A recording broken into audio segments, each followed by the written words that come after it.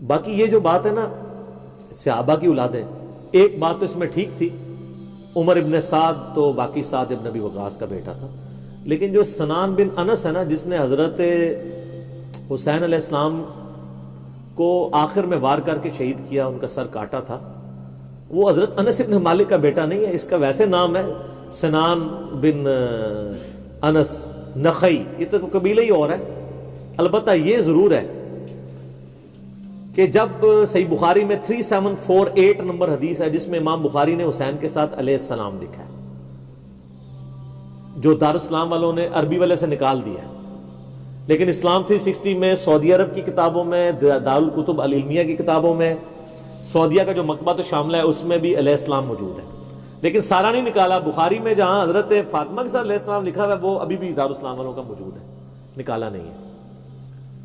3748 number حدیث ہے صحیح بخاری میں کہ جب حسین ابن علی کا سر کاٹ کر عبید اللہ ابن زیاد گورنر یزید جو کوفہ میں اس کا گورنر تھا اس کے سامنے لا کے تشت پہ پیش کیا گیا، وَلِعَوْذُ بِاللَّهِ تعالی، اللہ کی لعنت ہو ان پر، فرشتوں کی لعنت، تمام لعنت کرنے والوں کی لعنت جنہوں نے حسین ابن علی کو اس طریقے سے شہید کیا، آمین۔ تو وہ چھڑی مار کے ان کے حسن کے بارے میں کوئی کلام کرنے لگا، یہ بخاری میں بھی ہے اور ترمذی میں بھی ہے۔ تو انس ابن مالک وہاں کھڑے ہوئے تھے تو وہ تڑپ اٹھے، تو انہوں نے کہا کہ نبی علیہ السلام کے سب سے زیادہ ہم شکل حسین ابن علی تھے، اور بخاری کے الفاظ ہیں 3748، اس وقت حسین علیہ السلام کی داڑھی اور سر میں وسمے سے رنگا گیا تھا، یعنی کالا خضاب لگا ہوا تھا۔ کالا خضاب لگا سکتے ہیں، اس پہ میرا کلپ بھی ریکارڈڈ موجود ہے،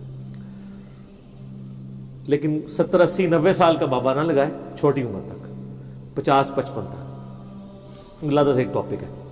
بہرحال اس میں بھی موجود ہے کہ وہ انس ابن مالک وہاں کھڑے تھے، اس کے سے لوگ سمجھتے ہیں شاید سنان بن انس ان کا بیٹا ہوگا، اور انس بن مالک نے ساتھ ہو کے کام کرایا، ساتھ ہو کے کرایا ہوتا تو وہ عبید اللہ کو ڈانٹتے تو نا کہ یہ تو کیا کر رہا ہے، چھڑی مار رہا ہے۔ باقی لڑ تو سکتے نہیں تھے۔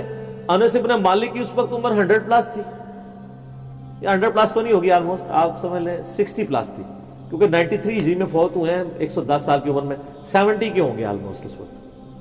تو بیچارے دل میں ہی اس کو برائی کو برا سمجھ سکتے تھے، جتنا وہ کر سکتے تھے وہ کر دیا، ادروائز وہ مروا دیتے تھے۔ تو سنان بن انس بن مالک کا بیٹا نہیں ہے۔ رہا عمر ابن سعد جو 22,000 کا لشکر لے کے کربلا میں آیا تھا حسین ابن علی کے مقابلے پہ، وہ سعد ابن ابی وقاص کا بیٹا تھا۔ اور آپ دیکھیں عجیب بدقسمتی اس شخص کی کہ سعد ابن ابی وقاص نے ہی وہ پرشین امپائر گرائی ہوئی ہے، عراق، ایران، یہ کوفہ، یہ سارا حضرت سعد نے فتح کیا ہوا ہے، عشرہ مبشرہ میں سے ہیں۔ اور مولا علی کا قول ہے بخاری اور مسلم دونوں میں کہ میں نے اپنے کانوں سے صرف ایک شخص کے بارے میں رسول اللہ سے سنا ہے کہ میرے ماں باپ اس پہ قربان، اور وہ سعد ابن ابی وقاص ہے۔ ان کا نام ہے سعد ابن مالک، ابی وقاص ان کے باپ مالک کی کنیت تھی، یہ دونوں نام ایک ہی صحابی کے، سعد ابن ابی وقاص۔ مولا علی جن کے بارے میں کہہ رہے ہیں کہ ان پہ نبی علیہ السلام نے اپنے ماں باپ جمع کیے ہوئے ہیں، اور نبی علیہ السلام کے رشتے میں معمول رکھتے تھے۔ 10 جنتی خوش نصیب صحابہ میں سے، اور بدری اصحاب میں سب سے آخر میں یہ فوت ہوئے ہیں حضرت معاویہ رضی اللہ تعالیٰ کے دور میں 56 ہجری میں۔ ان کے بعد کوئی بدری صحابی دنیا میں نہیں رہا تھا، بدری صحابی ایک بہت بڑا ٹائٹل تھا، یہ سب سے آخر میں فوت ہوئے۔ پوری زندگی حضرت معاویہ سے ان کا اختلاف رہا تھا اس مسئلے میں جو حضرت علی کے ساتھ ان کے معاملات تھے، سب و شتم والے۔ یہ بندہ ہمیشہ ڈٹا رہتا تھا، میرے پچھلے دنوں کلپ بھی آیا نا اس حوالے سے، کیا صحابہ کو گالی دینے والا کافر ہو جاتا ہے، اس میں میں نے ان کے حوالے سے حدیثیں صحیح مسلم سے بیان کی ہیں۔ ان کا بیٹا تھا عمر ابن سعد، جس کو رے کی حکمرانی کی لالچ دی تھی۔ رے پورا ایریا تھا، ایران، عراق، افغانستان، یہ پورے ایریا کو رے کہا جاتا تھا اس زمانے میں۔ اتنی بڑی حکمرانی کی، گورنری کی لالچ دی یزید نے عبید اللہ ابن زیاد کے ذریعے۔ باپ دیکھ لو سعد ابن ابی وقاص، جو مولا علی سے محبت کرنے والا، سن نسائی الکبریٰ میں موجود ہے، 2 تابعین ملنے آتے ہیں سعد ابن ابی وقاص کو اور کہتے ہیں، سعد ابن وقاص ان کو پہلی بات یہ کرتے ہیں کہ میں نے سنا ہے کہ تم حضرت علی کو گالیاں دیتے ہو۔ ان کا معاذ اللہ، ہم کیوں دیں گے؟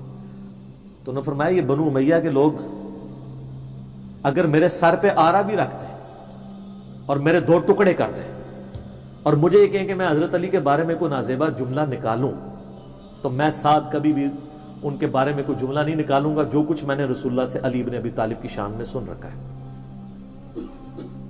صحیح مسلم میں حدیث موجود ہے نا، حضرت معاویہ نے ان کو کہا امارا معاویہ، معاویہ نے حکم دیا، تو اس میں الفاظ نے انکار کر دیا، تو حضرت پھر معاویہ نے کہا تمہیں کون سی چیز منع کرتی ہے کہ تم علی بن ابی طالب پہ سب و شتم نہیں کرتے؟ ان کا معاویہ میں نے 3 فضیلتیں علی کے بارے میں ایسی سنی ہیں، مجھے ایک بھی مل جاتی تو بہت تھی۔ پھر انہوں نے کہا وہ پہلی فضیلت غزوہ تبوک کے موقع پر علی کی میرے ساتھ وہی نسبت ہے جو ہارون کی موسیٰ کے ساتھ، مگر میرے بعد کوئی نبی نہیں۔ دوسری فضیلت خیبر کے موقع پر کل اس شخص کے ہاتھ میں جھنڈا دوں گا جو اللہ اور اس کے رسول سے محبت کرتا ہے، اللہ اور اس کے رسول سے محبت کرتا ہے۔ ہم پوری رات اس خوشی سے سوئے نہیں کہ کون ہوگا وہ بندہ، علی کو دیا جھنڈا۔ اور مسلم میں آگے الفاظ ہیں کہ حضرت عمر کہتے ہیں مجھے پوری زندگی رشک رہے گا کہ اس دن جھنڈا مجھے نہیں ملا، علی کو ملا۔ اور تیسری فضیلت سن معاویہ، جب نجران کے عیسائی آئے تو آیت مباہلہ نازل ہوئی، آیت نمبر 61 آل عمران کی، تو نبی علیہ السلام اپنے بچوں میں سے حسن و حسین، فاطمہ اور حضرت علی کو لے کے اور کہا اللہ میرے اہل بیت ہیں۔ یہ تینوں فضیلتیں، اور ابن ماجہ میں ایک چوتھی فضیلت بھی ہے کہ آپ نے غدیر خم پہ فرمایا تھا من کنت مولاہ فہذا علی مولاہ، میرے پاس ان میں سے کوئی ایک بھی ہوتا تو بہت تم مجھے علی کے بارے میں بات کرتے ہو۔ یہ باب تھا علی کا صحیح شیعہ، علی کی پارٹی کا بندہ، علی کا چاہنے والا، پوری زندگی ڈٹا رہا، اور بیٹا آگے سے کیا نکلا ہے تو کوئی مسئلہ نہیں۔ حضرت نوح پیغمبر کا بیٹا کافر نکل سکتا ہے، تو حضرت سعد کا کیا مقام ہے حضرت نوح کے مقابلے میں؟ یہ بیٹا تھا عمر ابن سعد، اور اس کے جو لچھن ہیں وہ شروع سے ہی برے تھے۔ آپ مسلم شریف اٹھائیں نا، مسلم شریف میں بالکل اینڈ پہ نا آپ کو ایک چیپٹر ملے گا کتاب الزہد، دنیا سے نفرت پیدا کرنے والی حدیث ہے۔ اس میں انٹرنیشنل نمبر کے مطابق ایک حدیث ہے، یہ میں چونکہ مجھے یاد اس لیے میں نے کافی لوگوں کو بتائی ہے، 7432 صحیح مسلم میں۔ ابھی یہ کربلا ہوئی نہیں ہے، کچھ بھی نہیں ہوا، حضرت سعد ابن وقاص بھی زندہ ہے۔ تو سعد ابن ابی وقاص اپنے کھیتوں میں ہل چلا رہے ہوتے ہیں یا وہ بیج والا کام کر رہے ہوتے ہیں، تو وہ ان کے ساتھی کہتے ہیں اتنے میں ان کا بیٹا سامنے سے آتا ہے۔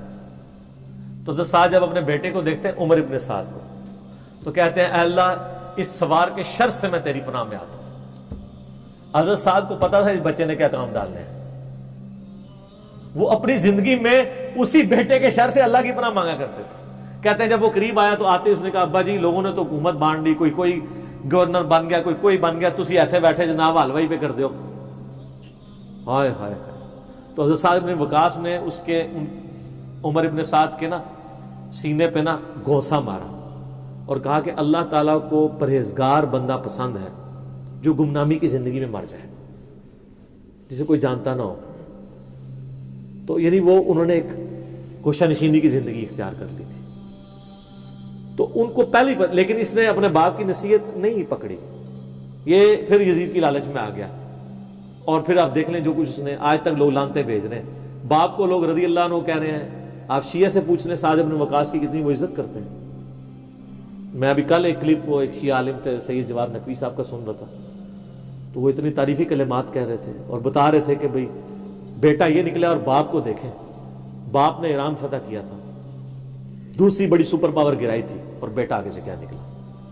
اچھا آپ دیکھ لیں کہ دین ایفرٹ کا نام ہے، یہ نہیں ہے کہ یہ وراثت میں ٹرانسفر ہو، انبیاء کی وراثت میں ٹرانسفر نہیں ہوئی ہے تو اور کس میں ہونی ہے؟